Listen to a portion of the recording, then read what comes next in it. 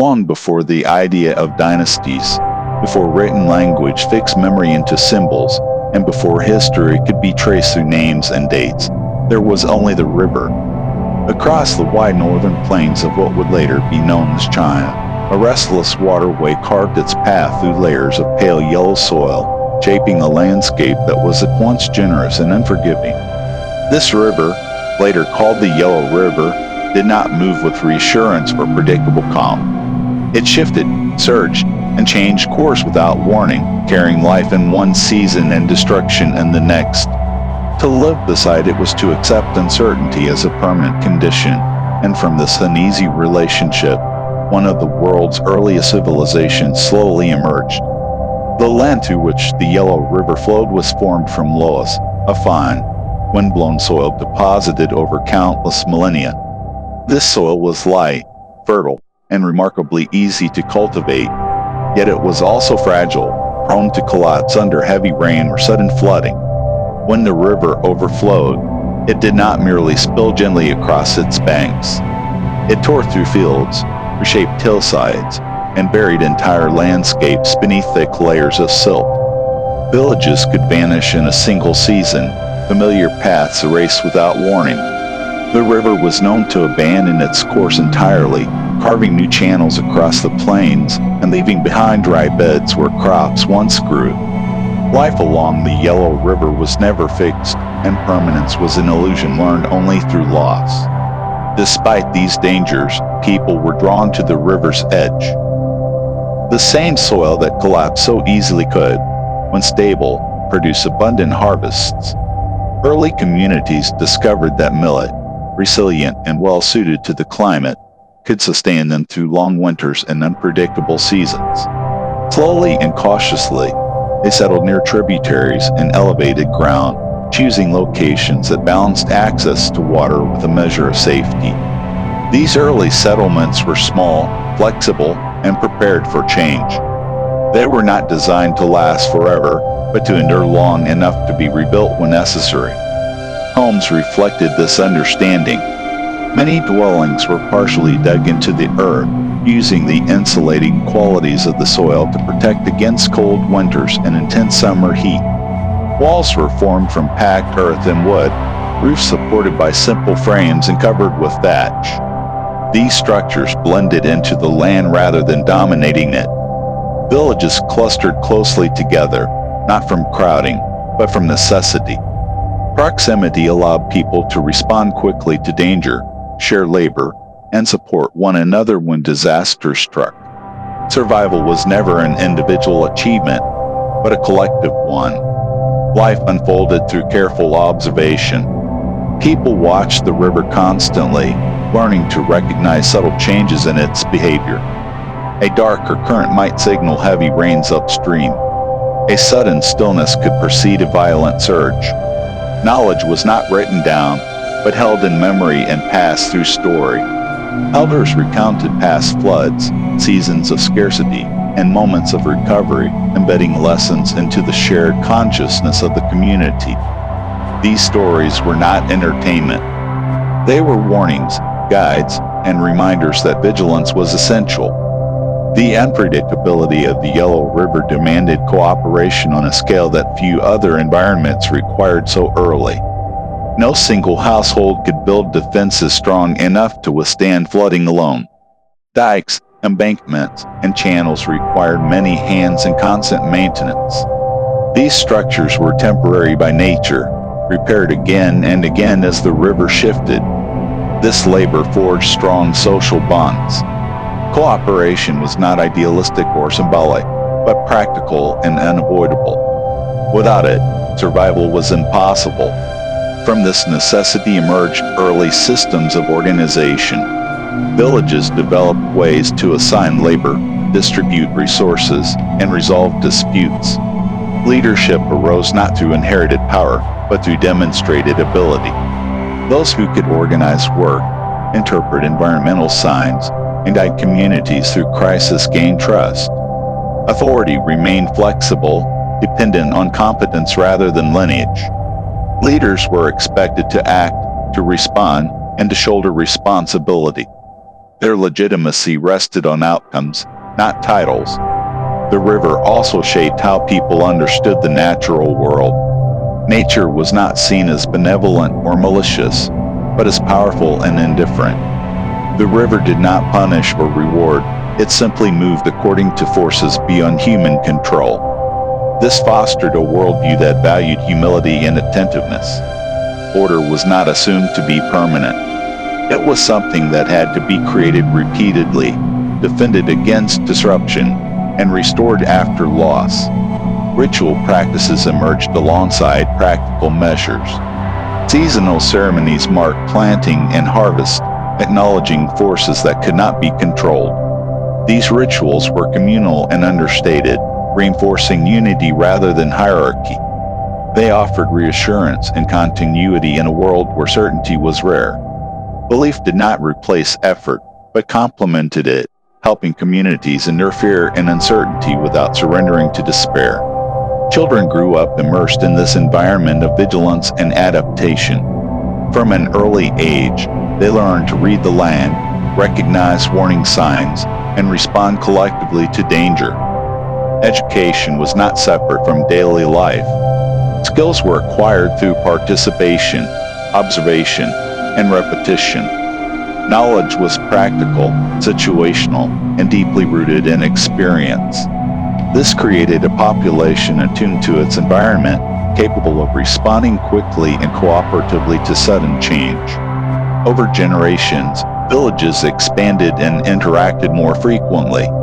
Trade networks developed, exchanging tools, pottery, and agricultural surplus. Similarities in material culture suggest the spread of shared practices and ideas.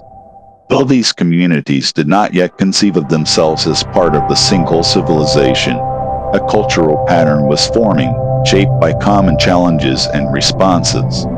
The river linked them physically and symbolically, binding distant settlements through shared dependence. Conflict did arise, often over land or water, but sustained violence was rare. The cost of prolonged conflict was too high in an environment already defined by risk. Cooperation remained the dominant strategy. Mechanisms for negotiation and compromise developed, guided by elders and collective memory. These practices reinforced cohesion and reduced fragmentation, allowing communities to endure despite constant pressure.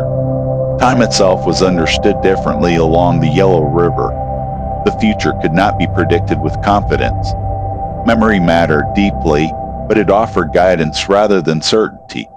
Each season demanded renewed attention. This fostered a culture that respected tradition while remaining open to change. Innovation was accepted when it strengthened resilience, not when it disrupted balance. As centuries passed, the relationship between people and the river deepened. The Yellow River became more than a source of water. It became a defining presence, shaping thought, behavior, and identity. Its unpredictability taught that order was fragile and had to be maintained through effort and cooperation. Stability was never guaranteed, only achieved temporarily. From this landscape of shifting waters and fragile soil emerged a civilization defined by response rather than assumption. The people of the Yellow River learned early that survival depended not on mastering nature, but on understanding it, adapting to it, and working together within its limits. These lessons would echo through later developments in governance, philosophy, and belief, shaping ideas of harmony, authority, and moral responsibility. The river did not offer comfort or certainty. It demanded vigilance, patience, and collective effort. And in doing so, it forged a people capable of enduring uncertainty without surrendering to chaos. This was the quiet beginning of the Yellow River civilization, born not from ease or abundance alone, but from the discipline of living attentively within a world that never promised stability, only the chance to endure.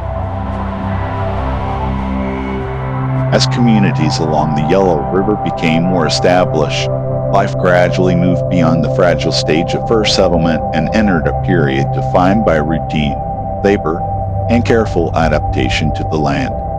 This phase did not arrive suddenly, nor was it marked by monumental change. Instead, it emerged through thousands of small decisions made season after season, as people learned how to cultivate crops, manage resources, and structure daily life within an environment that demanded constant attention. Agriculture became the foundation upon which everything else rested, shaping diet, settlement patterns, technology, and social relationships. Millet was the primary crop of the early Yellow River region, particularly foxtail millet and broomcorn millet. These grains were well suited to the dry climate and short growing season of northern China. Unlike rice, which required standing water, millet could grow in relatively dry soil and mature quickly, reducing the risk of total crop failure. Archaeological evidence from sites such as Banpo and Palagang shows extensive storage pits filled with millet remains, indicating planned surplus rather than mere subsistence farming. The ability to store grain transformed daily life, allowing communities to survive poor seasons and freeing time for activities beyond food production. Farming tools evolved in response to local conditions. Stone sickles with serrated edges were used for harvesting, while digging tools made from bone and stone helped loosen the loess soil. Wooden implements, though rarely preserved, likely played a significant role as well. The softness of loess allowed fields to be prepared without heavy plows, but the same softness increased vulnerability to erosion. Farmers learned to rotate fields, leave land fallow, and avoid overuse, developing an early understanding of soil management through observation rather than formal theory. The agricultural calendar structured time. Seasons were marked not by written dates, but by environmental cues such as temperature shifts, wind patterns, and the behavior of animals. Planting, weeding, and harvesting required coordination, and families often worked together across shared plots of land. Labor was distributed according to age and ability, with children assisting in light tasks and elders contributing guidance and oversight. This collective rhythm reduced individual burden and reinforced social cohesion. Food preparation reflected both practicality and cultural preference.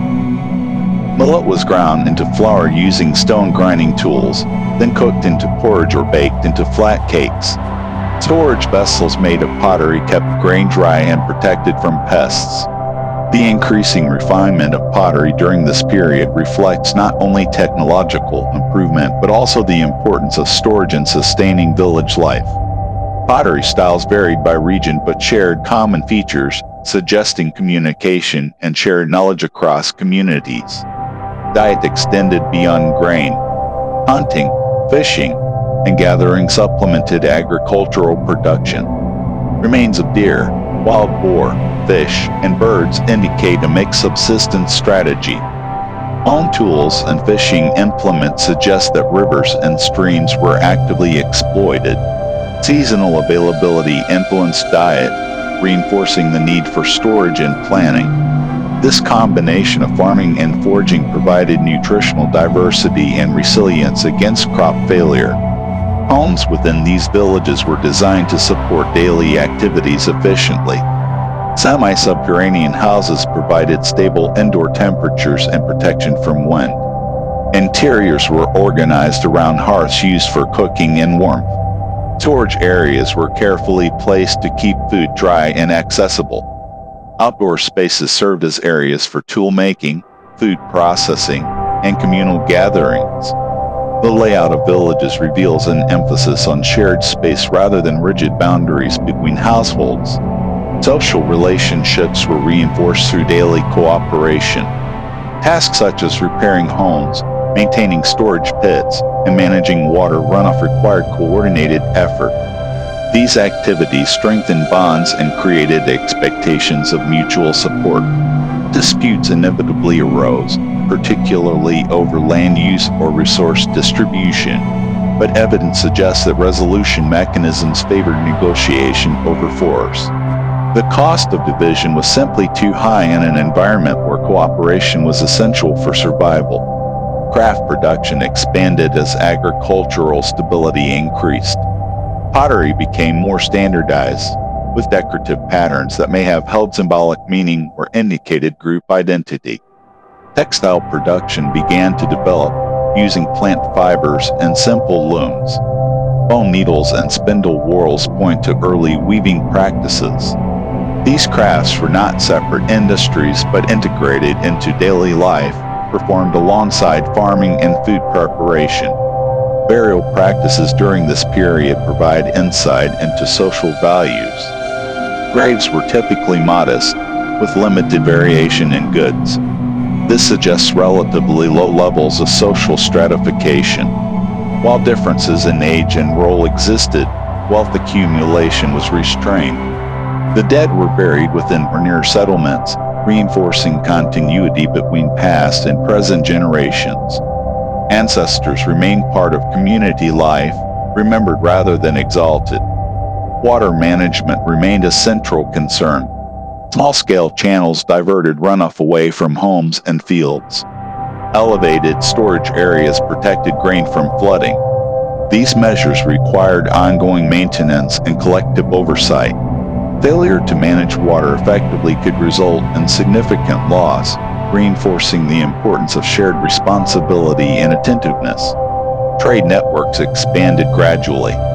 Stone, bone, and pottery materials moved between settlements, spreading techniques and styles.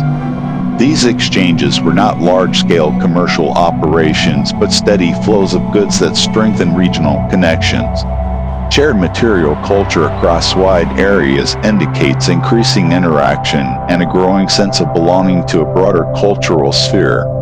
Environmental uncertainty continued to shape worldview.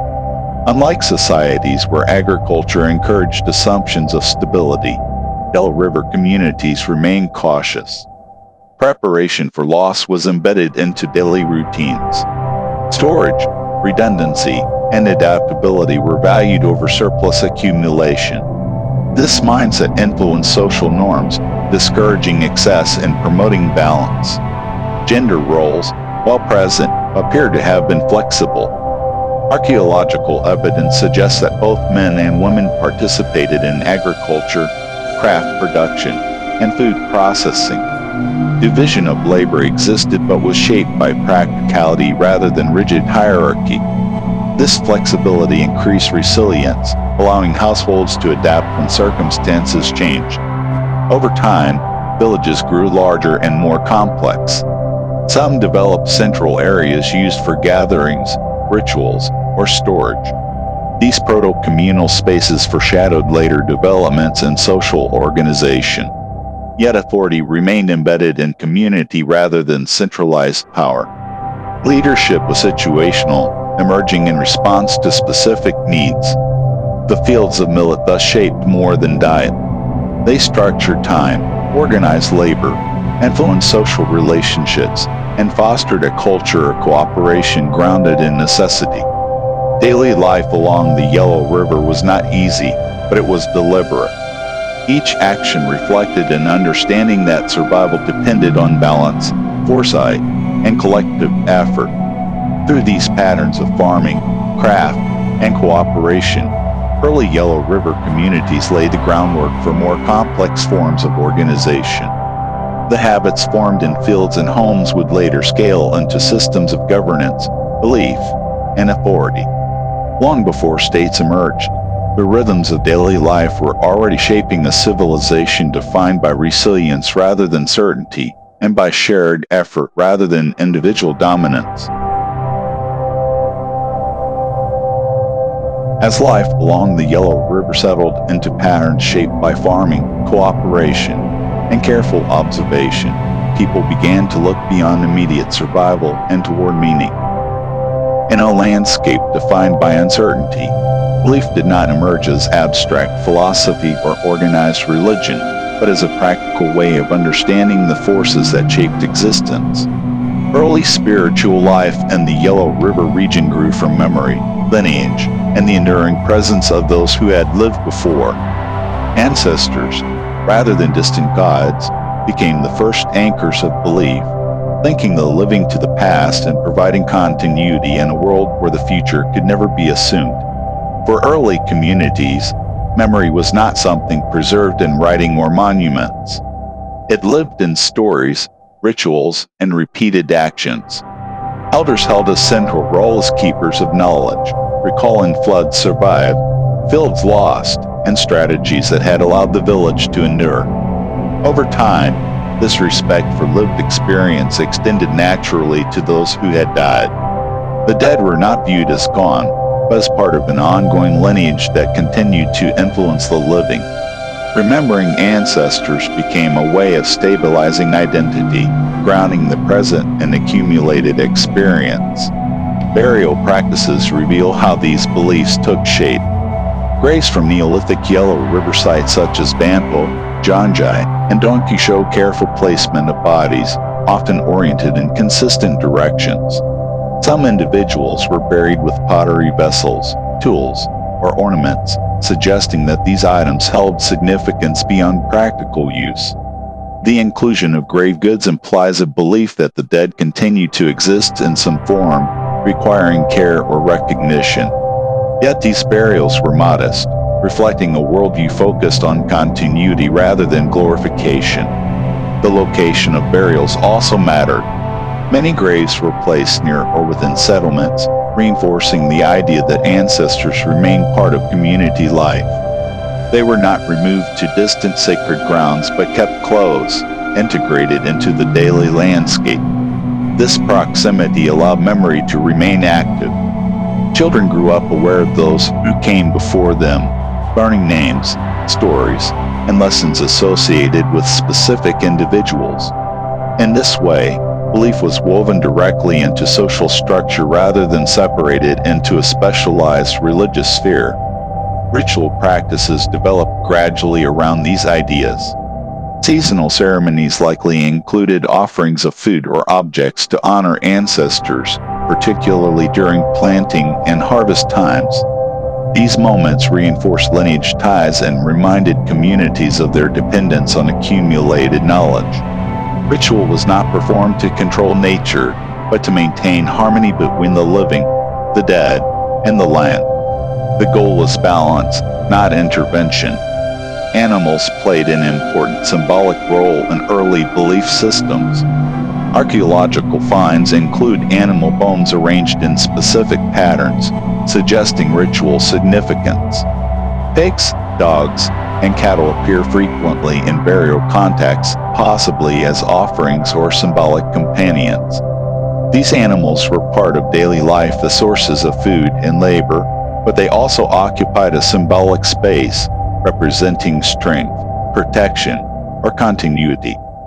The boundary between practical and spiritual meaning was fluid, reflecting a worldview where belief emerged from lived experience. Natural features also held symbolic weight. Rivers, hills, and the sky were not personified as gods in the earliest periods, but they were recognized as powerful forces shaping life. The Yellow River, in particular, inspired both respect and caution.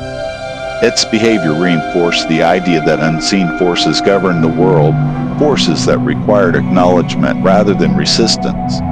This acknowledgement took the form of ritual attention rather than elaborate worship.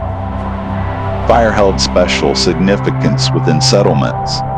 Hearths were central to domestic space, providing warmth, food, and light. They also served as symbolic centers of the household. Maintaining the fire was an act of continuity, linking daily life across generations. The hearth became a place where stories were told, memory shared, and lineage reinforced. This domestic focus shaped belief as something practiced quietly within homes rather than publicly displayed. Over time, patterns of belief became more structured.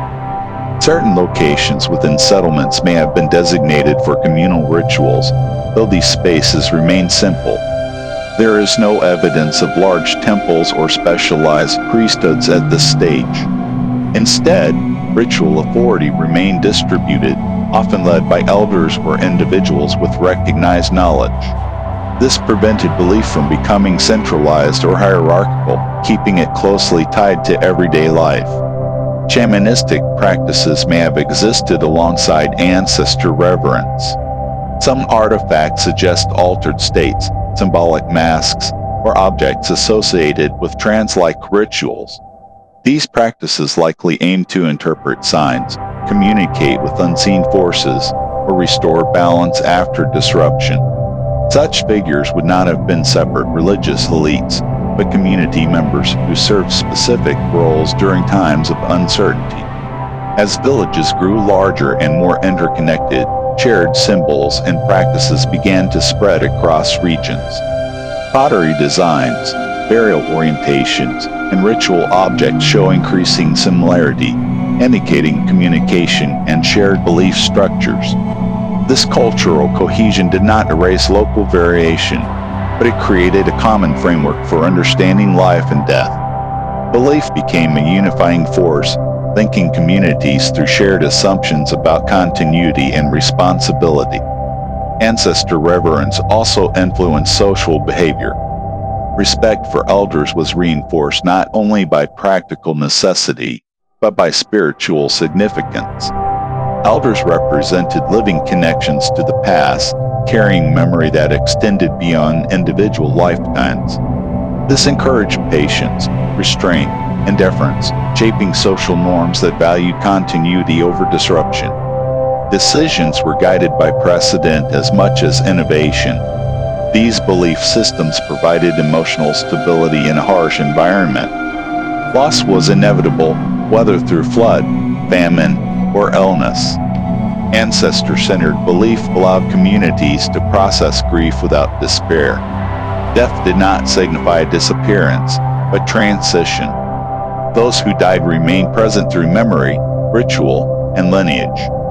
This understanding softened the impact of loss and reinforced commitment to the community's future. As time passed, belief gradually expanded beyond the household and village. The idea that unseen forces govern order and disorder laid the groundwork for later concepts of moral authority and cosmic balance. While early belief was grounded in ancestors and nature, it prepared the cultural foundation for more abstract ideas that would emerge with increasing social complexity. Importantly, belief did not replace practical action. Ritual alone could not stop floods or ensure harvests. Instead, belief and effort worked together. Ritual reinforced cooperation, memory-guided action, and experience-informed adaptation. This integration prevented spiritual life from becoming detached from reality. By grounding belief in memory, lineage, and shared experience, early Yellow River communities created a system that was resilient and adaptable. It required no monumental structures, no written doctrines, and no centralized authority. Its strength lay in repetition, shared understanding, and quiet continuity. These early beliefs shaped how people understood their place in the world. Humans were not masters of nature, nor victims of it. They were participants in an ongoing process shaped by forces larger than themselves. By honoring ancestors, observing nature, and maintaining balance within the community, they found meaning amid uncertainty. From these roots would grow more complex religious and philosophical systems, but the foundation remained the same. Memory mattered. Continuity mattered. Belief existed to sustain life, not dominate it. In the quiet rituals of early Yellow River villages, a worldview took shape that would influence Chinese thought for millennia, grounded not in spectacle or fear, but in respect for the past and responsibility to the future.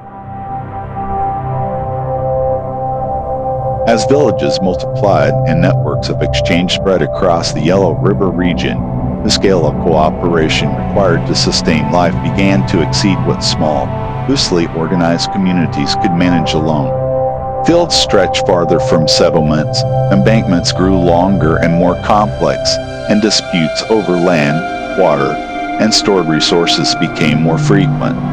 What had once been resolved through informal agreement and shared memory now demanded coordination across larger populations. In response, authority slowly took shape, not as an imposed force, but as an adaptive solution to growing complexity. The earliest forms of leadership in the Yellow River world emerged from necessity, shaped by environment, labor, and collective experience rather than conquest or divine proclamation. Early authority was rooted firmly in organization. Flood control remained the most pressing concern. Seasonal rains and sudden surges of water could undo years of careful cultivation in a matter of days. Coordinating the repair of embankments before the rainy season required planning, timing, and the ability to mobilize labor on a scale far beyond the household. Individuals who could anticipate these needs, call people together, and oversee work gained influence naturally. Leadership was not ceremonial or distant. It was practical, visible, and tested repeatedly by results. Those who failed to protect fields or misjudged the river quickly lost trust. As agricultural production increased, the management of surplus became central to authority. Storage pits grew larger and more numerous. Holding grain meant to sustain communities through lean seasons. Surplus provided security, but it also introduced risk. Grain could spoil, be stolen, or be distributed unfairly. Decisions surrounding storage and allocation carried enormous weight. Leaders who ensured equitable distribution reinforced social cohesion, while those perceived as favoring certain groups threatened stability.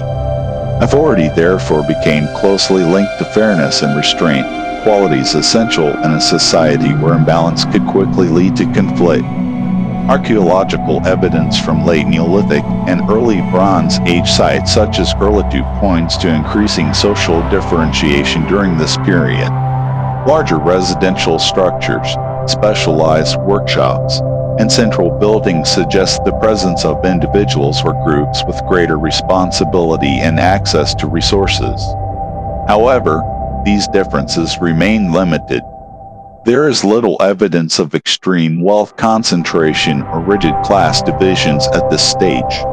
Authority was emerging, but it remained constrained by communal expectations. Leaders were elevated, but not removed from the community they served. Ritual practices increasingly intersected with authority. Communal ceremonies tied to planting, harvest, and flood management began to involve figures who presided over these events. This did not yet constitute full kingship, but it marked a shift. Leadership was no longer purely logistical. It acquired symbolic dimensions, linking practical governance with the maintenance of harmony between people, ancestors, and unseen forces. Those who organized labor also helped guide ritual life, reinforcing the idea that order in society reflected order in the wider world. As settlements expanded into regional centers, authority extended beyond single villages. These centers connected surrounding communities through trade, shared infrastructure, and ritual gatherings. Coordinating such networks required leaders capable of operating across wider territories. Communication between regions increased, spreading standardized practices in pottery, metallurgy, and burial customs. Over time, these shared standards contributed to cultural unity, making leadership over broader areas both possible and necessary. Conflict between groups became more visible as populations grew. Competition over land, water access, and trade routes occasionally escalated into violence. Defensive structures such as walls, ditches, and fortified entrances appear at some sites, indicating organized responses to threat. Warfare, however, remained limited in scale. Authority focused more on protection, deterrence, and mediation than on conquest. Leaders were valued for maintaining peace and safeguarding resources rather than expanding territory through force. The development of bronze technology played a significant role in reshaping authority. Bronze tools improved agricultural efficiency, while bronze weapons enhanced defensive capability. Control over bronze production required access to raw materials, technical knowledge, and skilled labor. Those who oversaw bronze workshops gained influence, linking technological advancement with leadership. Metallurgy also introduced new forms of prestige, as bronze objects became symbols of status and authority. Burial practices from this period reflect emerging hierarchy. Some individuals were interred with richer grave goods, including bronze tools, jade ornaments, and finely crafted pottery. These burials suggest elevated status and possibly hereditary leadership. Yet even these distinctions were moderated. The scale of difference remained small compared to later dynastic periods. Authority was acknowledged, but excess was restrained, reflecting lingering communal values. Over time, leadership roles began to stabilize and endure across generations. Familial lines associated with authority emerged, supported by accumulated resources, ritual roles, and remembered success. Early forms of hereditary leadership took shape gradually, reinforced by tradition rather than enforced by power. Leaders acted as coordinators of labor, judges in disputes, and mediators between human communities and unseen forces. Their authority rested on the belief that they maintained balance. Memory played a crucial role in legitimizing authority. Leaders were remembered for actions taken during crises, floods prevented, embankments repaired, and communities protected. These memories were preserved through story, ritual, and collective recollection. Over time, leadership became embedded in tradition, supported by precedent rather than constant assertion. Authority was sustained through continuity, not fear. As regional coordination expanded further, larger projects became possible. Extended embankments, ceremonial centers, and large-scale storage facilities required sustained leadership over long periods. These developments marked the transition toward early state formation. Authority became more durable, extending beyond individual lifetimes through institutional memory and inherited roles. Yet, even as authority strengthened, it remained vulnerable to environmental reality. The Yellow River continued to challenge any system that ignored its power. Leaders who failed to adapt, who overreached resources, or who disrupted balance faced loss of legitimacy. Floods, droughts, and crop failure served as constant tests.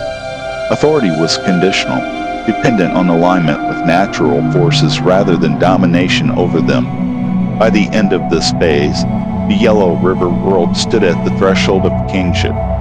Leadership had evolved from informal coordination into structured authority, supported by surplus management, ritual responsibility, and emerging hierarchy. The groundwork was laid for early dynastic rule, where power would be framed not only as governance, but as a reflection of cosmic order and moral responsibility. The rise of authority along the Yellow River was not a sudden revolution or violent seizure of power. It was a gradual response to complexity, shaped by environment and necessity. Authority grew from fields and embankments, from shared labor and collective memory. Kingship would soon emerge as an extension of this process, not as an abrupt break from the past, but as its continuation. In this way, early Chinese authority was shaped less by conquest than by the enduring challenge of sustaining life, order, and cooperation within an uncertain and demanding landscape. As authority along the Yellow River became more structured and leadership began to stabilize across generations, belief and ritual moved into a new phase. What had once been quiet household practices centered on ancestors and seasonal rhythms gradually expanded into more formalized systems of ritual that bound entire communities together. These practices did not arise from abstract theology or distant doctrine, but from the lived experience of uncertainty, labor, and survival. Ritual became a way to sustain order in a world where balance was fragile, reinforcing the idea that harmony between humans, ancestors, and unseen forces required constant attention. Ritual life in the Yellow River region developed alongside social complexity. As populations grew and settlements became more interconnected, shared ceremonies helped maintain cohesion across larger groups. These rituals were closely tied to agricultural cycles, marking moments of transition such as planting, harvest, and the arrival of seasonal rains. By repeating these ceremonies year after year, communities reinforced a shared understanding of time and responsibility.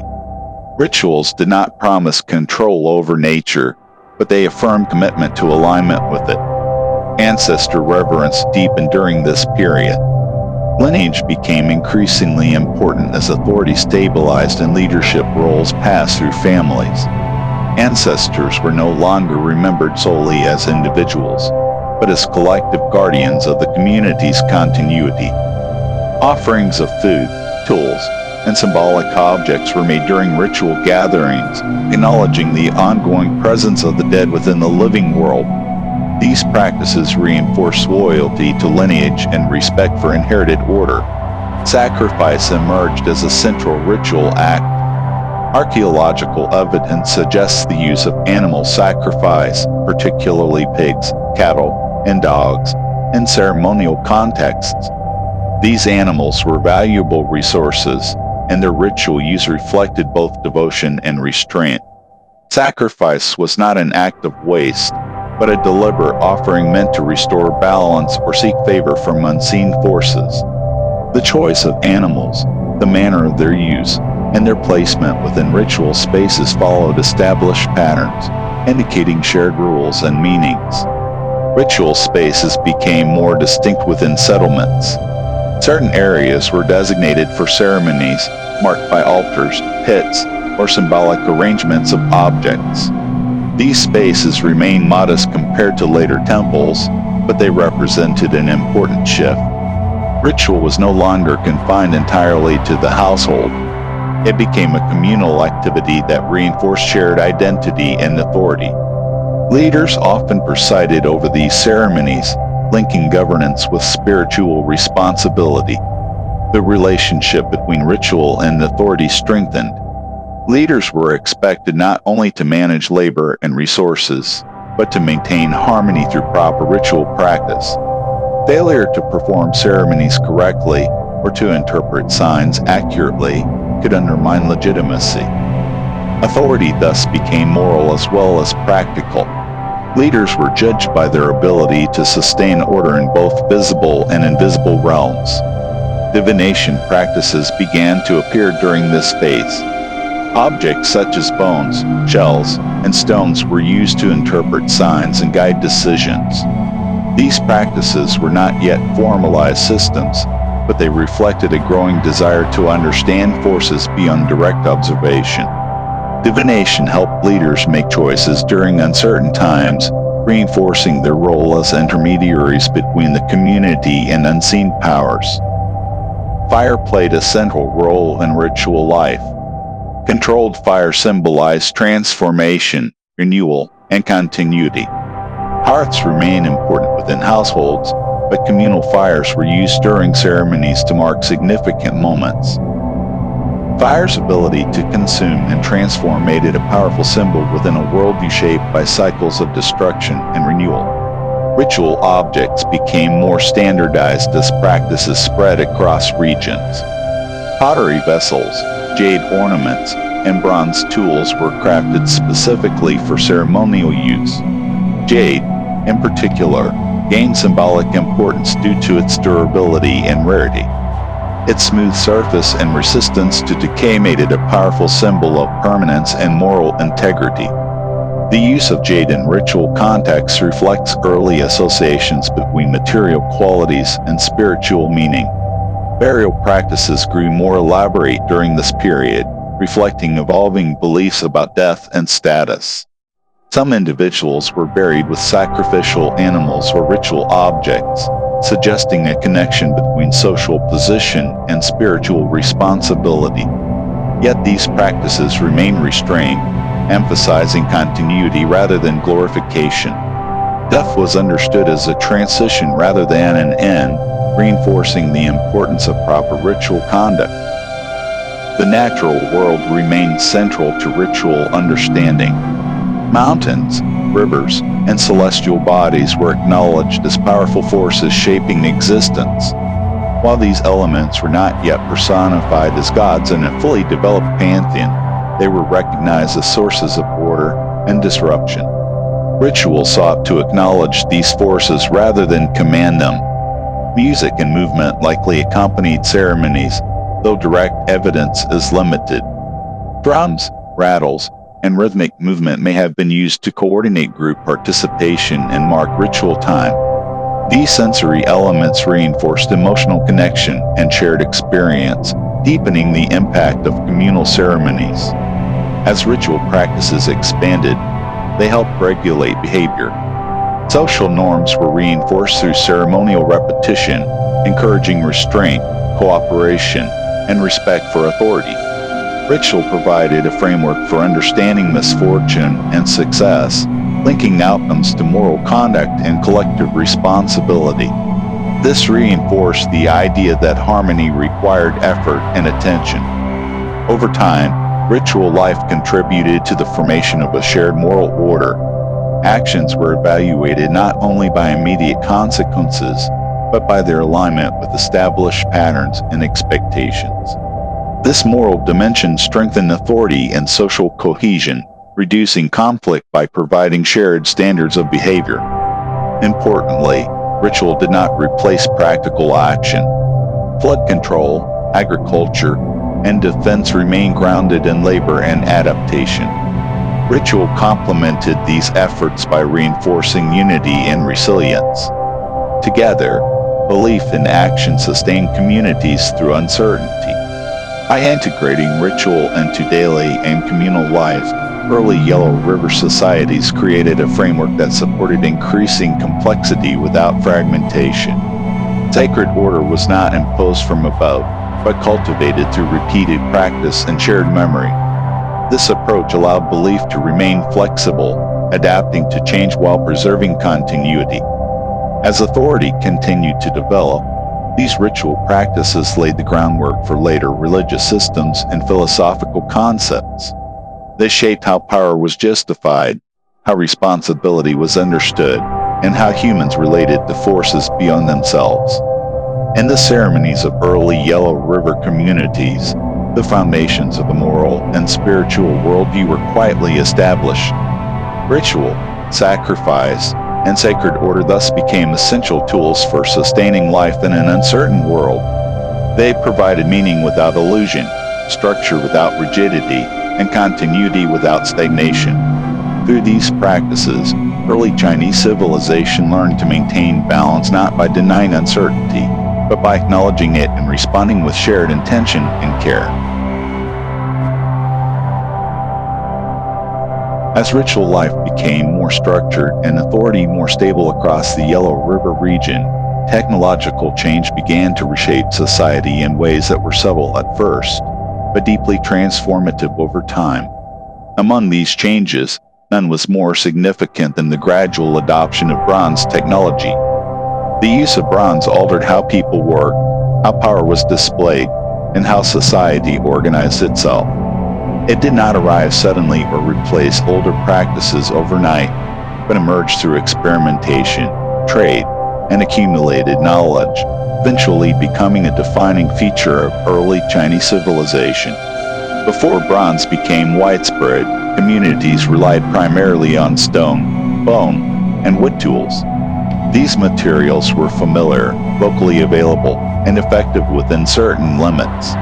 Stone sickles, bone awls, and wooden farming implements supported agriculture and craft production for generations. However, these tools wore down quickly and required constant replacement. As population density increased and agricultural demands intensified, the limitations of these materials became more apparent. The need for stronger, longer-lasting tools encouraged experimentation with metal. Early metallurgy in the Yellow River region developed through contact with surrounding areas and the gradual refinement of local techniques. Copper was the first metal to be used, appearing in small quantities in tools and ornaments. Copper alone was relatively soft, but when alloyed with tin, it produced bronze, a material that was harder, more durable, and capable of holding sharper edges. The knowledge required to produce bronze was complex. It involved mining, smelting, alloying, casting, and finishing, each step demanding specialized skill and coordination. The production of bronze tools and objects required access to resources that were not evenly distributed. Copper and tin ores were found in specific regions, often far from major settlements. This encouraged the expansion of trade networks and strengthened connections between distant communities. Transporting raw materials required organization, planning, and protection, further reinforcing the role of emerging authority. Control over metal resources became a source of influence, linking technological expertise with social power. Bronze tools improved agricultural efficiency. Stronger blades allowed for more effective harvesting and land preparation. Durable implements reduced the need for constant replacement, saving labor and time. This increase in productivity supported larger populations and generated greater surplus. Surplus, in turn, enabled further specialization, allowing some individuals to focus on craft production rather than farming. Bronze also transformed craft traditions. Artisans began producing weapons, ritual vessels, ornaments, and tools with increasing sophistication. Casting techniques allowed for standardized forms, indicating shared methods and controlled production.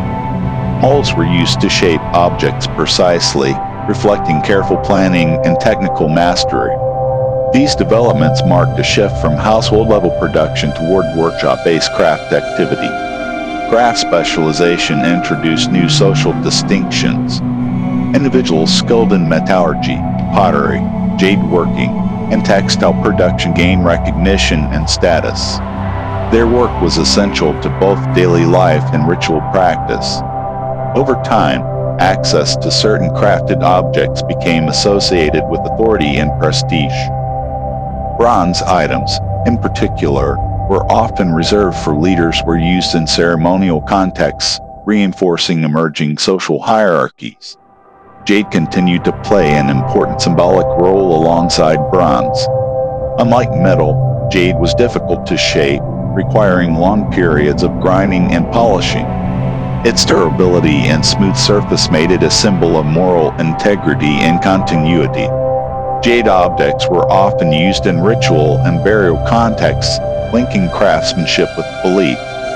The combination of bronze and jade in ceremonial settings reflected a society balancing innovation with tradition. The organization of craft production required coordination beyond the household.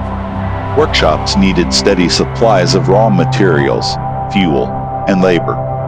This encouraged the development of administrative oversight and planning. Leaders who controlled workshops and resource distribution strengthened their authority. Craft production thus became intertwined with governance, supporting both economic stability and symbolic power. As craft output increased, so did trade. Finished goods moved between settlements, spreading styles and techniques.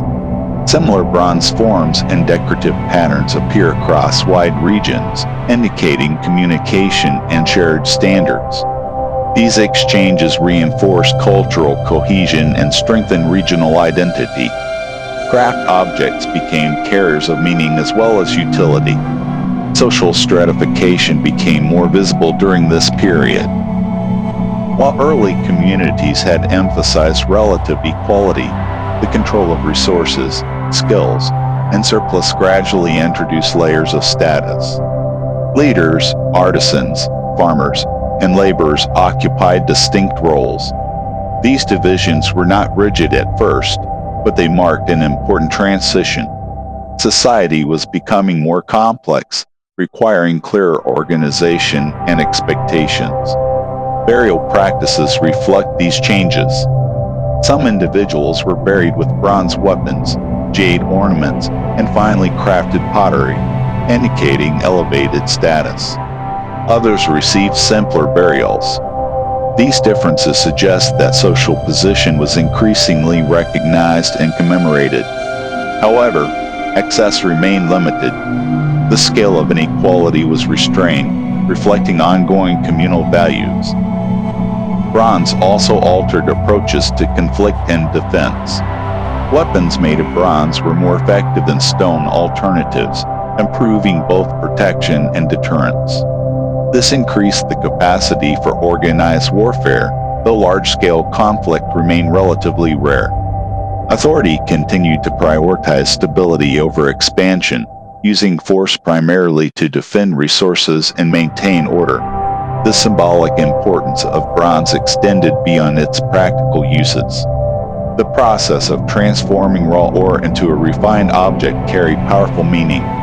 Fire, transformation, and skill combined to create something enduring from the earth itself. This resonated with existing beliefs about balance, order, and continuity. Bronze objects became symbols of human ability to work within natural forces rather than against them. As bronze production spread, it accelerated social differentiation and administrative complexity. Leaders required systems to manage labor, materials, and distribution. These systems laid the groundwork for more formal governance structures. Craft, technology, and authority reinforce one another, driving societal evolution. Despite these changes, older practices did not disappear. Stone tools continued to be used alongside bronze. Household production remained important. Innovation was integrated rather than imposed, preserving continuity while allowing growth. This gradual integration prevented disruption and maintained social stability. By the end of this phase, the Yellow River world had entered a new stage of development. Technology had reshaped labor, craft had introduced social layers, and authority had gained new tools of expression. Society was no longer defined solely by survival and cooperation, but by differentiation and organization. Bronze, craft, and emerging hierarchy did not break the foundations of early Chinese civilization. They built upon them. The lessons learned from farming, ritual, and cooperation continued to guide change. Through careful integration of new technology, the Yellow River communities moved closer to state-level organization, prepared for the rise of dynastic rule that would soon follow. As the societies of the Yellow River Basin grew more complex, interconnected, and layered, authority began to crystallize into a form that was no longer purely communal or situational. By the time the Shang world emerged, leadership had become inseparable from belief, ritual, and lineage. Power was no longer justified only through practical success or effective organization, but through a claimed connection to unseen forces that govern the cosmos itself. The Shang era marked a decisive turning point when rule became divine in character, and kingship was framed as a bridge between the human world and a powerful spiritual realm. The Shang did not arise suddenly from nothing. Their world was built upon centuries of agricultural development, ritual practice, craft specialization, and regional coordination. What distinguished the Shang period was not the abandonment of earlier traditions, but their intensification and formalization. Authority became centralized, ritual life became more elaborate, and belief systems grew more explicit in defining who held power and why. At the center of Shang society stood the king. Unlike earlier leaders whose authority rested largely on competence and community trust, the Shang king ruled through a combination of political control, military strength, and spiritual mediation. He was not merely a coordinator of labor or a judge of disputes.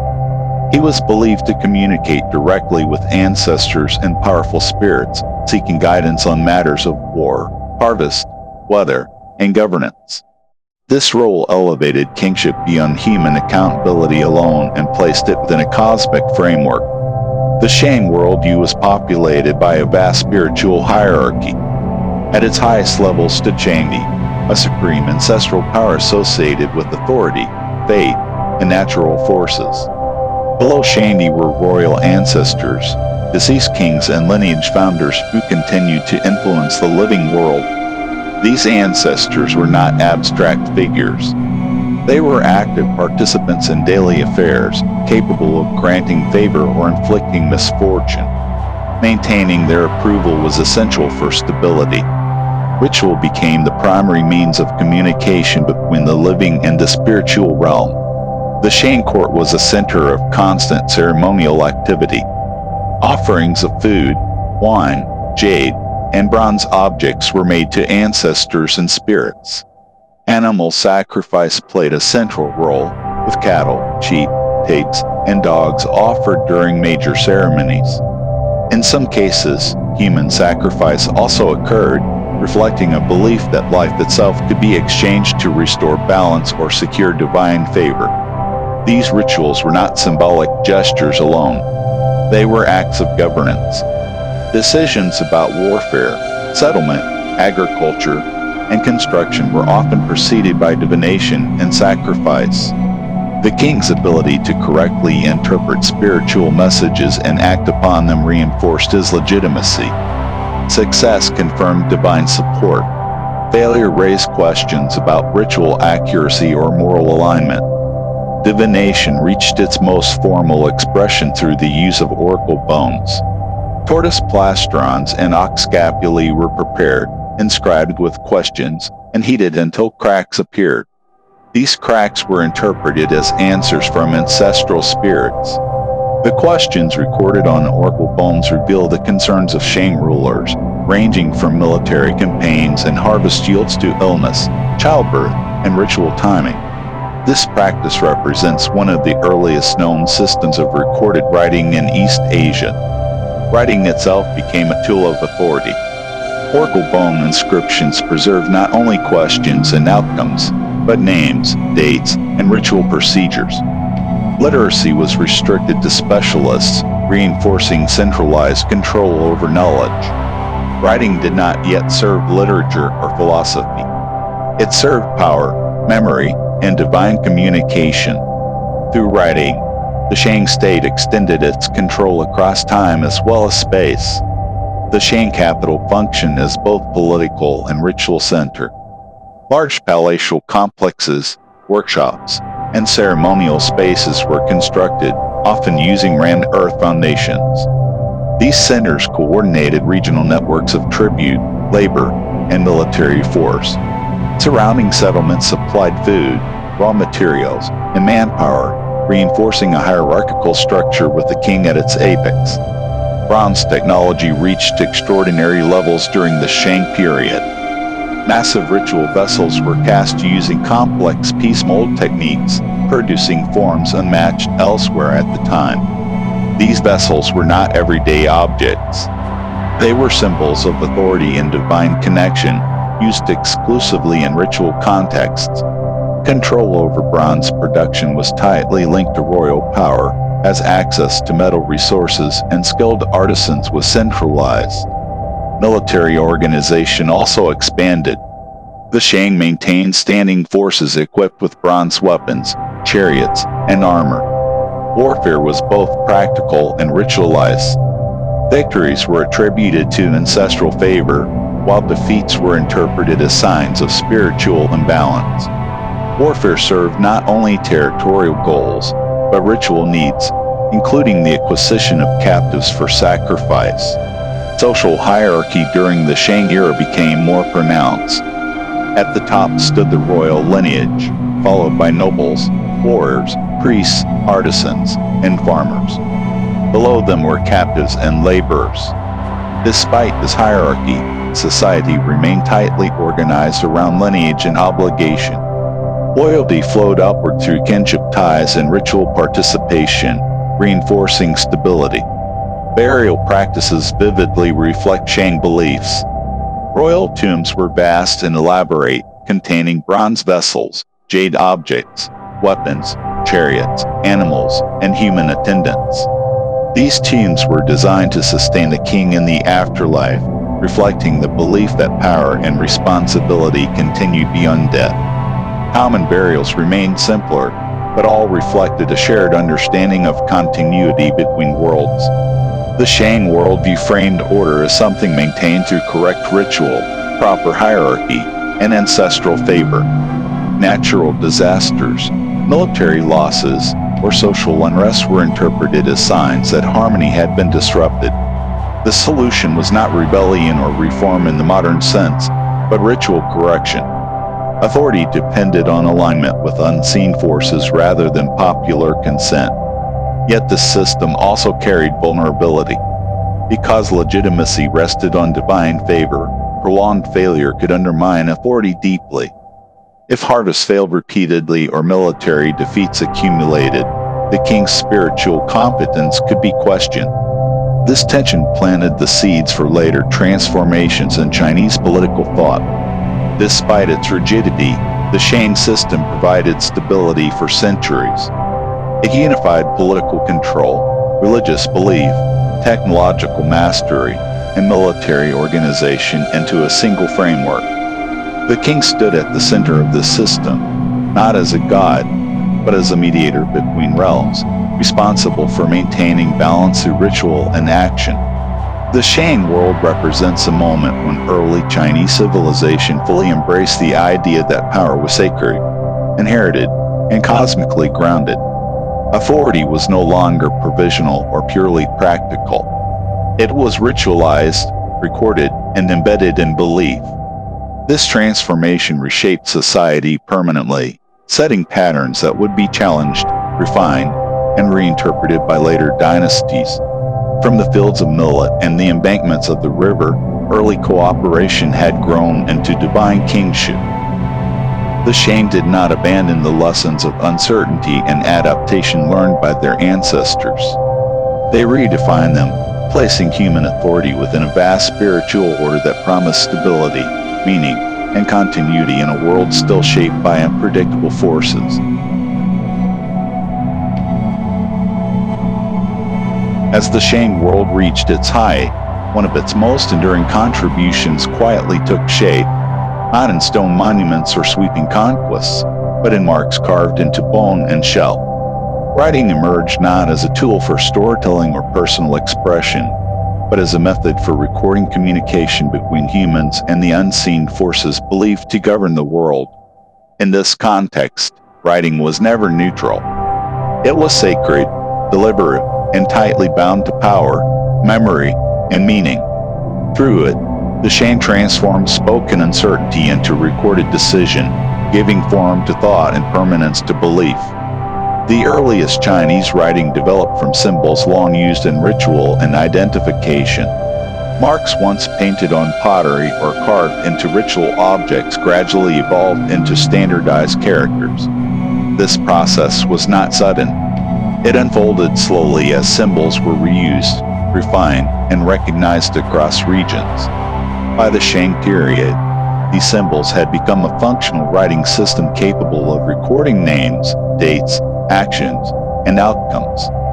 Writing did not arise to serve the general population. It was created to serve authority and ritual. Oracle bones stand at the center of this development. Tortoise plastrons and ox scapulae were carefully prepared, polished, and inscribed with questions directed toward ancestors and spirits. These questions addressed matters of state and survival. Should the king go to war? Would the harvest succeed? Was illness the result of ancestral displeasure?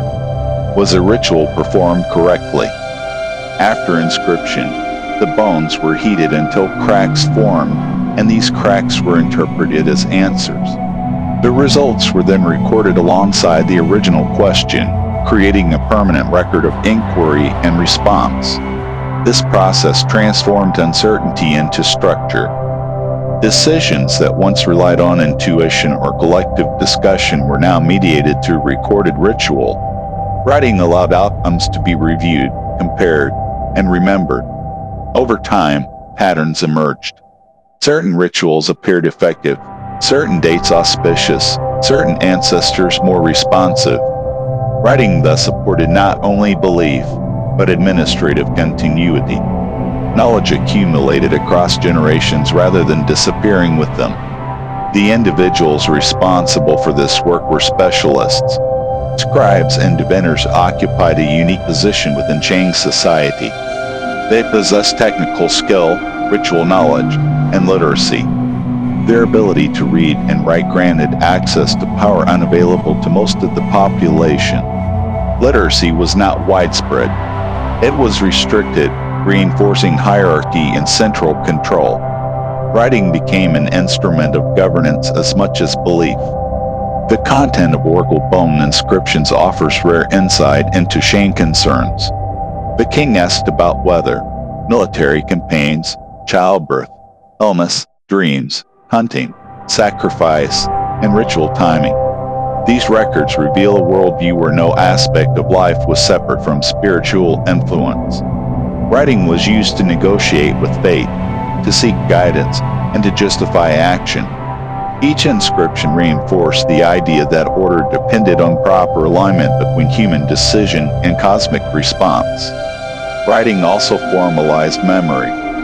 Oral tradition remained important, but written records extended memory beyond the limits of individual recall. Names of ancestors, ritual procedures, and outcomes of past divinations could be preserved and consulted. This strengthened lineage identity and reinforced continuity. The past became a reference point for the present, shaping future decisions. Beyond oracle bones, writing appeared on bronze ritual vessels. Inscriptions recorded ownership, lineage, and ritual purpose. These inscriptions linked objects to specific families and events, embedding memory into material culture. Bronze vessels thus became not only tools of ritual, but carriers of historical record. Their inscriptions reinforced authority by connecting current leaders to ancestral achievement. The structure of early Chinese writing reflects its origins. Characters were pictographic or ideographic, representing objects, actions, or concepts through visual form. Over time, these symbols became more abstract, allowing for greater flexibility and expression. This adaptability allowed writing to expand beyond ritual into administration, communication, and eventually philosophy and literature. But during the Shang period, its function remained focused and controlled. Writing influenced how people understood reality itself. By recording questions and answers, it suggested that the world followed patterns that could be observed and interpreted. Meaning was not random. It could be extracted, preserved, and analyzed. This reinforced confidence in ritual authority and justified centralized decision-making. Writing gave the appearance of certainty in a world still shaped by unpredictability. The act of writing was also performative. Inscribing a question was itself a ritual act, requiring precision and care. Errors could invalidate results. This reinforced discipline and respect for procedure. Writing demanded patience and attention, qualities already valued in a society shaped by environmental uncertainty. Over time, writing strengthened the relationship between power and legitimacy. Kings who controlled written records controlled memory. They could reference past successes, align themselves with revered ancestors, and justify decisions through recorded precedent. Writing thus became a tool for stabilizing authority across time, extending control beyond the present moment. The limitations of early writing are also significant. It did not capture personal reflection or dissent. It did not record the voices of farmers or artisans. Its silence on everyday emotion reflects its purpose. Writing served the state, the ritual system, and the ruling lineage. Meaning flowed downward, not outward. Yet despite these limitations, the emergence of writing marked a profound transformation. Thought could now endure independently of speech. Memory could be externalized. Decisions could be reviewed. Patterns could be identified. These changes reshaped governance, belief, and social organization permanently. As writing spread gradually beyond ritual contexts, it laid the foundation for later developments in administration, law, and philosophy. The characters carved into bone during the Shang period would evolve, but their core structure remained recognizable across millennia. In this sense, early Chinese writing achieved what few systems have accomplished. It created continuity not only of record, but of form. The language of meaning shaped through oracle bones was not expressive in the modern sense. It was restrained, functional, and authoritative. Yet within this restraint lay power. Writing made the invisible visible, the uncertain recorded, and the transient permanent. It allowed the Shang to anchor their world in symbols that could outlast any individual ruler. Through writing, the Shang did not merely communicate with ancestors. They reshaped how humans related to time, memory, and authority. The act of inscription became an assertion that meaning could be fixed, that order could be recorded, and that continuity could be preserved. In a world governed by change and uncertainty, writing offered endurance. The oracle bones remain silent now, their cracks long cooled, yet the characters carved into them still speak. They tell of a civilization that sought meaning not through speculation, but through recorded inquiry. They mark the moment when thought itself became an artifact, capable of surviving long after the voices that shaped it had faded into history.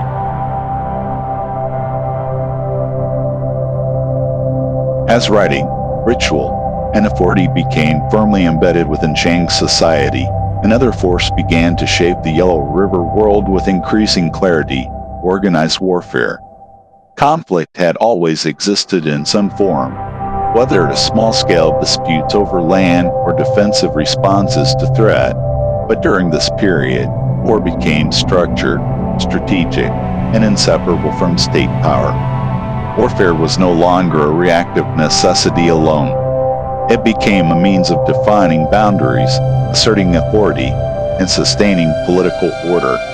The geography of the Yellow River Basin encouraged both cooperation and confrontation. Fertile land was valuable and limited, while floodplains shifted unpredictably. As populations expanded and agricultural productivity increased, competition over territory intensified.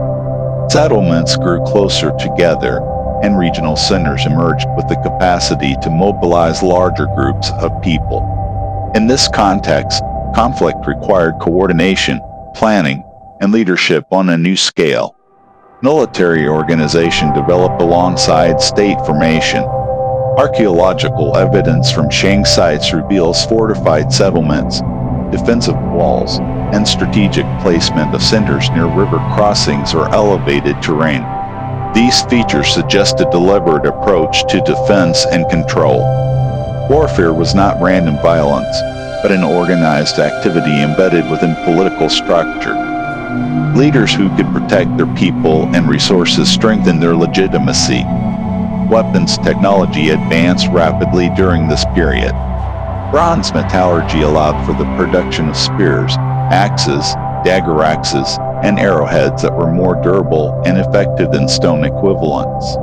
The dagger axe, in particular, became a distinctive weapon of early Chinese warfare, combining cutting and hooking functions. These weapons required skilled production and access to metal resources, linking military strength directly to control over craft and trade networks. The use of chariots marked another significant development. Introduced during the late Shang period, chariots were drawn by horses and used primarily by elite warriors. Their appearance transformed battlefield tactics, increasing mobility and signaling status. Chariot warfare required specialized training, equipment, and animals, reinforcing social hierarchy and concentrating military power among the elite. The presence of chariots and royal tombs underscores their symbolic and practical importance. War was not fought solely for territory. It was closely tied to ritual and belief. Military campaigns were often preceded by divination, with kings seeking ancestral approval before engaging in battle. Victories were interpreted as confirmation of divine favor, while defeats signaled spiritual imbalance. Warfare thus reinforced the idea that political power was inseparable from cosmic order. Captives taken during warfare served multiple purposes. Some were integrated as laborers, contributing to agriculture or construction. Others were used in ritual sacrifice, particularly during major ceremonies. These practices linked warfare to religious life, reinforcing the authority of the ruling elite. Sacrifice transformed violence into ritualized order, embedding conflict within a broader symbolic framework. The organization of armies required administrative capacity. Leaders had to mobilize troops, supply food, maintain weapons, and coordinate movement across distances. This logistical complexity strengthened the state, encouraging the development of record-keeping, planning, and hierarchy. Warfare accelerated institutional growth by demanding reliable systems of control. Social roles became more defined as military organization expanded. Warriors emerged as a distinct group within society, often drawn from noble lineages. Their status was reinforced through ritual, burial practices, and access to prestige goods. Common farmers and laborers supported military efforts through production and construction, reinforcing interdependence between civilian and military spheres. Borders became more clearly defined through conflict. The Shang state did not control a continuous empire in the modern sense, but it exerted influence through networks of alliances, tributary relationships, and military pressure. Warfare helped establish spheres of control rather than fixed boundaries. Power radiated outward from central sites, weakening with distance. The psychological impact of warfare shaped political culture. Fear of external threat justified centralized authority and collective mobilization. Leaders framed their role as protectors, responsible for shielding communities from chaos. This reinforced obedience and cooperation, particularly during times of danger, or thus contributed to internal cohesion as much as external dominance. Despite its importance, warfare did not dominate everyday life. Agricultural production, ritual practice, and craft activity remained central. Military campaigns were seasonal, timed around agricultural cycles to minimize disruption. This balance reflects a society that viewed warfare as necessary but subordinate to stability and continuity. Military failure carried serious consequences. A king who suffered repeated defeats risked losing legitimacy. Because authority was tied to spiritual favor, military law suggested cosmic disapproval. This vulnerability limited reckless expansion and encouraged careful planning. Warfare was undertaken with caution, guided by divination and precedent. Over time, military organization contributed to the formalization of state structure. Authority became layered, with military leaders, ritual specialists, and administrators occupying defined roles. This differentiation allowed the state to function across wider territories and longer periods. Warfare, governance, and belief reinforce one another, creating a resilient system capable of sustained control. As the Shang period progressed, patterns of warfare influenced later Chinese political thought. The idea that power required moral justification, ritual alignment, and effective defense would endure. War was not celebrated for its own sake. It was framed as a necessary tool for maintaining order and protecting the community. The shape of the state that emerged from this period reflected these lessons. It was hierarchical but restrained, centralized yet dependent on cooperation. Military power supported authority, but did not replace ritual or moral responsibility. This balance distinguished early Chinese state formation from purely conquest-driven systems. In the end, warfare along the Yellow River was less about domination than about preservation. It defined who belonged within a political order and who stood outside it. Through organized conflict, the early Chinese state learned how to defend itself, assert authority, and integrate violence into a broader framework of meaning and control. The legacy of this period lies not in the battles themselves, but in the structures they produced. War helped shape administration, hierarchy, and ideology, contributing to a political culture that valued order, legitimacy, and balance. From these foundations, later dynasties would refine the relationship between power and responsibility, drawing upon lessons forged in a world where conflict was unavoidable. but chaos was never accepted as inevitable. As the Shang world reached the height of its complexity, the very systems that had once ensured stability began to reveal subtle fractures. This period of decline did not unfold as a single dramatic collapse, nor was it marked by one decisive disaster. Instead, it emerged slowly through the accumulation of pressures that strained the balance between authority, ritual, environment, and society. The fall of the Shang was not simply an ending, but a long transition that reshaped how power itself was understood, giving rise to one of the most enduring ideas in Chinese history, the belief that authority was conditional, and that change, when guided by moral order, was not chaos but renewal. At the heart of Shang authority lay an intense reliance on ritual and ancestral communication. Kings ruled as intermediaries between the human world and powerful ancestral spirits, and their legitimacy rested on their ability to maintain harmony through sacrifice, divination, and correct ceremonial practice. For generations, the system functioned effectively, reinforcing continuity and order. However, its rigidity also created vulnerability. When repeated misfortunes occurred, floods that destroyed crops, droughts that reduced yields, epidemics that weakened populations, or military defeats that exposed vulnerability, these were interpreted not as isolated events, but as signs that the spiritual balance sustaining the dynasty was failing. Environmental challenges intensified these pressures. The Yellow River, unpredictable by nature, continued to shift its course, breaching embankments and overwhelming settlements. Maintaining flood control demanded enormous labor, and as urban centers expanded, the consequences of failure became more severe. A single breach could destroy entire agricultural zones, undermining food security across wide regions. Over time, the capacity of the Shang state to respond effectively diminished, strained by the growing demands of ritual expenditure, warfare, and elite consumption. Archaeological evidence from the later Shang period suggests increasing inequality within society.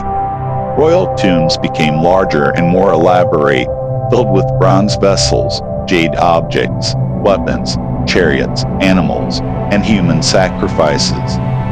At the same time, evidence from common settlements points to hardship, labor intensification, and reduced access to resources. This growing divide weakened the moral foundation of authority.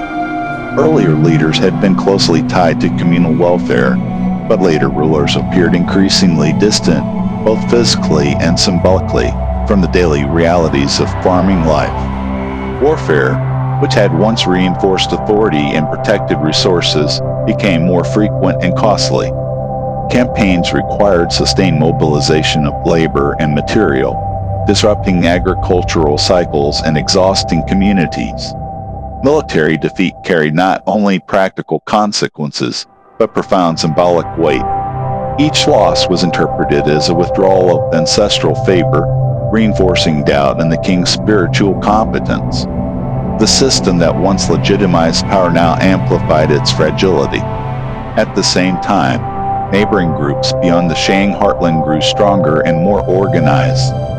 Among them were the Zhou, who occupied territories to the west and had long interacted with Shang society. The Zhou adopted many Shang practices, bronze technology, ritual forms, writing systems, and military organization, but they also observed Shang weaknesses. Rather than rejecting Shang culture, the Zhou reinterpreted it, reshaping its underlying assumptions about power. The Zhou introduced a revolutionary idea that transformed Chinese political thought. Authority, they argued, did not belong permanently to a single lineage. Instead, it was granted by a higher cosmic force, heaven, and this grant depended on moral conduct. A ruler who governed with justice, restraint, and care for the people retained heaven's support. A ruler who became corrupt, oppressive, or negligent lost it. This belief came to be known as the mandate of heaven. The mandate of heaven reframed political change as moral necessity rather than rebellion. Natural disasters, social unrest, and military defeat were no longer random misfortunes, but evidence that heaven had withdrawn its favor. Importantly, the mandate was transferable. A new ruler could legitimately replace the old if they restored order and virtue. This concept allowed for dynastic change without the destruction of civilization itself. When the Zhou eventually challenged and defeated the Shang, it presented their victory not as conquest, but as restoration. They claimed the Shang had forfeited heaven's mandate through excess and imbalance. By contrast, the Zhou portrayed themselves as humble stewards who would return harmony to the land. This narrative preserved continuity while justifying transformation. Ritual practices continued, ancestor worship endured, writing expanded, and bronze production flourished, even as political authority shifted. For ordinary people, this transition was gradual rather than abrupt. Villages continued to plant and harvest, rituals continued to mark seasons, and daily life retained familiar rhythms.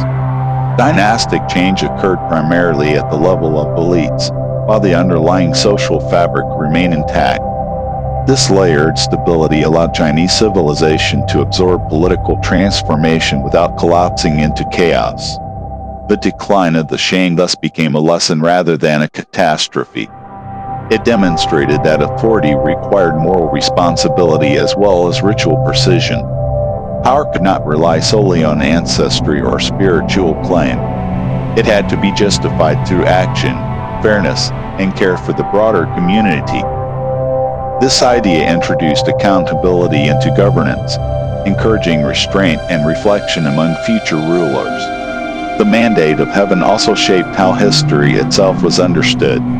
Rather than viewing decline as failure, Chinese thought began to see it as part of a natural cycle. Dynasties rose, flourished, declined, and were replaced, not through random fate, but through human behavior and moral alignment. This cyclical view of history fostered resilience, allowing society to endure change without losing its sense of order. Philosophers of later periods would build upon this foundation, using the concept of the mandate to critique power, defend the people, and articulate ethical governance. The fall of the Shang thus became more than a political event. It became a moral narrative, shaping how authority was evaluated and how legitimacy was understood for centuries to come. In the end, the Shang did not disappear into obscurity. Their rituals, writing, craftsmanship, and worldview continued to influence those who followed. What changed was the framework through which power was justified. Authority was no longer absolute or eternal. It was conditional, fragile, and bound to moral responsibility. The Yellow River world had learned, through generations of adaptation, that stability did not come from resisting change, but from integrating it. Decline was not the end of order, but a signal that renewal was required. From the quiet erosion of Shang authority emerged a new understanding of governance, one that allowed civilization to endure beyond any single dynasty. Thus, the transition from Shang to Zhou marked a defining moment in early Chinese history. It transformed power from inherited certainty into moral obligation, and in doing so, ensured that change itself became a source of continuity. Through decline and renewal, the foundations of Chinese civilization were not weakened, but strengthened, guided by the enduring belief that harmony must always be restored, even when the world itself shifts beneath human feet. With the fall of the Shang and the rise of the Zhou, the Yellow River world entered a prolonged period of transformation that reshaped not only political authority but the very way society understood order, responsibility, and human behavior. The Zhou did not present themselves as radical innovators overturning the past. Instead, they claimed continuity with earlier traditions while carefully redefining their meaning. Their greatest contribution was not territorial expansion or monumental construction, but the creation of an intellectual and moral framework that allowed civilization to endure change without collapsing into chaos. The Zhou inherited a vast and diverse realm, far larger than what earlier dynasties had governed directly. Mountains, plains, river valleys, and distant frontiers stretched far beyond the reach of a single central authority. Recognizing the limits of direct rule, the Zhou developed a system of distributed governance. Land was divided among relatives, loyal allies, and trusted leaders, each granted authority over a region in exchange for allegiance to the Zhou king. This arrangement was not simply political convenience. It reflected a deeper belief that order emerged from relationships rather than domination. These regional rulers governed their territories with considerable autonomy, but they were bound to the Zhou center through ritual obligation, kinship ties, and shared moral expectations. Tribute, military support, and ceremonial participation reinforced unity without constant coercion. Power flowed through networks of obligation rather than rigid bureaucracy. This system allowed the Zhou to maintain influence across great distances while preserving local customs and identities. Ritual played a central role in maintaining this delicate balance. Under the Zhou, ritual was refined into a comprehensive system governing social behavior. Proper conduct in ceremonies, family life, and governance was seen as essential to harmony. Ritual defined how rulers interacted with subjects, how elders guided youth, how families honored ancestors, and how communities organized themselves. Through ritual, hierarchy was expressed in predictable, restrained ways, reducing conflict and uncertainty. The concept of heaven evolved significantly during this period. Heaven was no longer understood solely as a force granting or withdrawing authority. It became an abstract moral principle representing balance, justice, and order. Heaven did not act arbitrarily. It responded to human behavior. This idea allowed rulers to be evaluated ethically without rejecting tradition. Authority could be respected while still being questioned. This moralization of power transformed governance. Rulers were expected to lead through virtue rather than fear. Excessive punishment, greed, or neglect were seen as threats to harmony. Leaders who failed morally endangered not only themselves, but the entire social order. This expectation encouraged restraint and self-discipline among the elites, at least in principle, and provided a standard against which behavior could be judged. Education gained new importance as these ideas spread. Knowledge of ritual, history, and moral conduct became essential for leadership. Instruction was no longer confined entirely to lineage transmission. Learning became a pathway to influence. This shift gradually weakened purely hereditary authority and elevated intellectual cultivation as a source of legitimacy. Social roles became more clearly articulated. Farmers, artisans, warriors, and officials each occupied defined positions within the broader order. Rather than framing these roles as competing interests, Zhou ideology emphasized their interdependence. Farmers sustained the land, artisans shaped tools and ritual objects, warriors defended stability, and officials maintained order. Harmony depended on each group fulfilling its role responsibly. Over time, the Zhou system encountered growing strain. Regional rulers accumulated power and resources, sometimes rivaling the central authority. Kinship ties weakened across generations, and ritual obligation alone proved insufficient to maintain unity indefinitely. Political fragmentation increased, especially during later periods. Yet even as centralized power declined, the moral and intellectual structures established under the Zhou endured. It was during this extended era that systematic reflection on society, governance, and human behavior emerged. Thinkers began asking fundamental questions. What makes a ruler just? How should individuals behave within society? Can order be sustained through law alone, or does it require moral cultivation? These questions did not arise in isolation. They emerged from lived experience, from observing the successes and failures of the Zhou system. Memory and history gained new significance. The past was no longer simply revered. It was studied and interpreted. Earlier rulers were evaluated as moral examples or warnings. History became a guide for present behavior rather than a static record. This reflective approach laid the groundwork for later philosophical traditions. The Zhou emphasis on moral order also reshaped concepts of punishment and law. Rather than relying solely on harsh enforcement, governance increasingly emphasized correction, example, and education. While coercion remained part of political reality, it was framed as a last resort rather than a primary tool. The ideal ruler governed by inspiring proper behavior rather than imposing obedience. Family structure reflected these broader values. Filial respect, loyalty, and obligation were reinforced as foundations of social order. The family became a model for the state. Just as children respected parents and elders guided youth, rulers were expected to care for subjects as guardians rather than masters. This analogy reinforced mutual responsibility across society. As Zhou authority weakened politically, these ideas grew stronger culturally. Regional courts and scholars preserved and debated Zhou concepts, refining them in response to changing conditions. Even in times of conflict, the language of moral order remained influential. Competing rulers sought legitimacy by claiming alignment with Zhou ideals. The legacy of the Zhou period lies in this transformation of thought. Civilization became defined not only by ritual action or divine mediation, but by ethical reflection and social responsibility.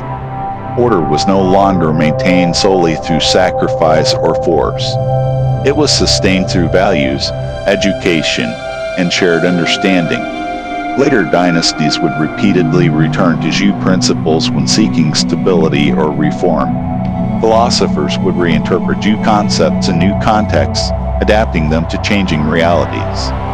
The physical structures of Zhou rule faded, but its intellectual foundations endured. In the Yellow River world, the shift toward reflective order marked a maturation of civilization. Humanity's relationship with power evolved. Authority became accountable. Tradition became adaptable.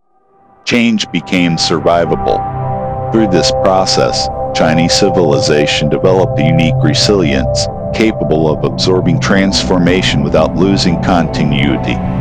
The Zhou order thus represents a quiet turning point. It taught that stability did not depend solely on strength or ritual precision, but on moral coherence and shared values. From this insight emerged one of the world's longest continuous traditions of thought, rooted in the belief that harmony must be cultivated deliberately, patiently, and ethically across generations. As the Zhou order gradually settled into history and political authority continued to shift across the Yellow River Basin, one truth became increasingly clear to those who lived within its vast landscapes. Dynasties could rise and fall, capitals could move, and rulers could be replaced. Yet the civilization shaped along the Yellow River endured with remarkable persistence. This endurance did not come from uninterrupted power or permanent political structures, but from something deeper and more resilient, a cultural memory that absorbed change, learned from it, and carried essential principles forward across generations. This long memory, shaped by land, labor, belief, and reflection, became the true foundation of early Chinese civilization. The Yellow River itself remained the defining presence throughout every transformation. Long before kings claimed authority, the river had demanded cooperation, patience, and humility. Its floods could not be commanded, only anticipated and managed through collective effort. Those early lessons never faded. Even as states formed and bureaucracies expanded, the fundamental understanding remained that nature was not an enemy to be conquered, but a force to be respected. Flood control, irrigation, and agriculture continued to anchor society, reinforcing rhythms established in the earliest villages. Civilization never drifted far from the realities of soil, water, and seasonal change. What endured most strongly was the idea of continuity through adaptation. Early communities had learned that rigid systems shattered under pressure, while flexible ones survived. This insight shaped later governance and social organization. Political authority was expected to respond to conditions rather than impose unchanging rules regardless of consequence. When systems failed, they were adjusted rather than abandoned entirely. This willingness to reform without erasing the past allowed civilization to renew itself repeatedly without losing its identity. Ritual remained central to this continuity. Even as specific ceremonies evolved or faded, the belief that order depended on correct relationships endured. Ritual preserved shared expectations about behavior, hierarchy, and responsibility. It linked individuals to families, families to communities, and communities to the state. Through ritual, history was not merely remembered, but reenacted, allowing the past to remain present in daily life. Ritual became a language of continuity, spoken across centuries without the need for constant reinvention. Ancestor reverence continued to shape identity long after early dynasties ended. Lineage connected the living to those who came before, reinforcing a sense of belonging that extended beyond individual lifetimes. This continuity encouraged restraint and long-term thinking.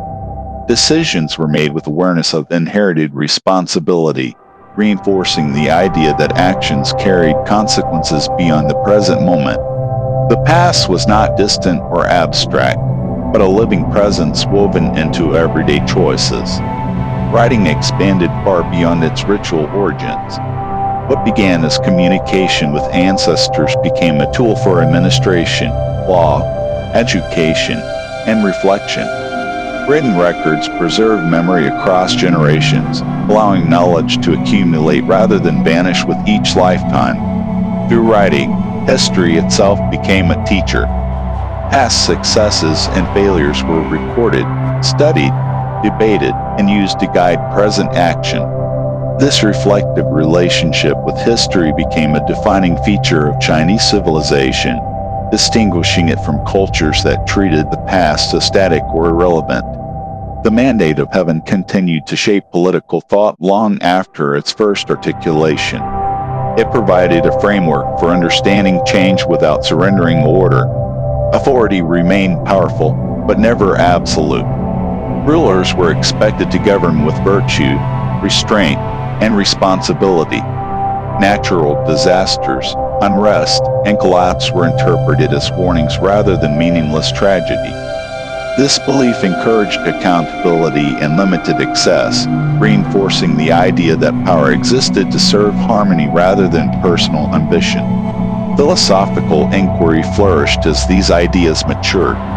Thinkers sought to understand human nature, moral responsibility, and the role of governance in sustaining order. Their ideas did not emerge in isolation, but from centuries of lived experience shaped by environmental uncertainty and political change. Flood, famine, war, and fragmentation demanded answers that combined practicality with ethical depth. Philosophy became a continuation of survival by intellectual means, transforming experience into principle. Social roles remained stable yet adaptable. Farmers continued to anchor society through food production. Artisans shaped tools and symbols, officials maintained order, and scholars preserved knowledge. Each role was valued as part of a larger whole. This emphasis on interdependence reduced fragmentation and reinforced unity, even during periods of political division. Stability came not from uniformity, but from cooperation among different functions. Balance remained a guiding principle. Excess, whether in ambition, punishment, or consumption, was viewed as dangerous. Moderation shaped governance, social conduct, and personal behavior. This preference for balance allowed society to absorb stress without collapsing, encouraging resilience rather than rigidity. Periods of conflict also reinforced continuity. Warfare disrupted life, but it also prompted reflection and reform.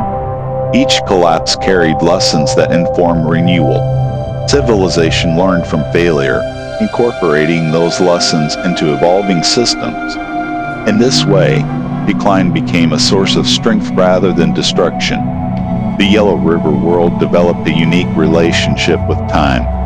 The past was neither blindly worshipped nor casually discarded. It was engaged, questioned, and adapted. Memory became active rather than passive. This approach allowed continuity without stagnation, preserving identity while enabling change. Across centuries, this legacy shaped how people understood themselves and their place in the world. Civilization was not defined by a single dynasty or ruler, but by shared values carried forward through practice, belief, and thought. The river continued to flow, reshaping its banks just as society reshaped its institutions. The greatest achievement of the Yellow River civilization was not its cities, bronzes, or texts alone, but its capacity to endure uncertainty without losing coherence. It learned that stability was not the absence of change, but the ability to integrate it thoughtfully and patiently. Through memory, restraint, and balance, early Chinese civilization forged a path that could survive flood and fire, conquest and collapse. Its long memory ensured that even as the world changed, essential principles remained intact. Thus, the story of the Yellow River is not only a story of beginnings, but of endurance. It is the story of how humanity learned to live with uncertainty, to govern with responsibility, and to carry meaning forward across time. From the river, shifting waters emerged a civilization defined not by permanence, but by continuity, a legacy that would shape history long after its earliest builders had returned to the earth.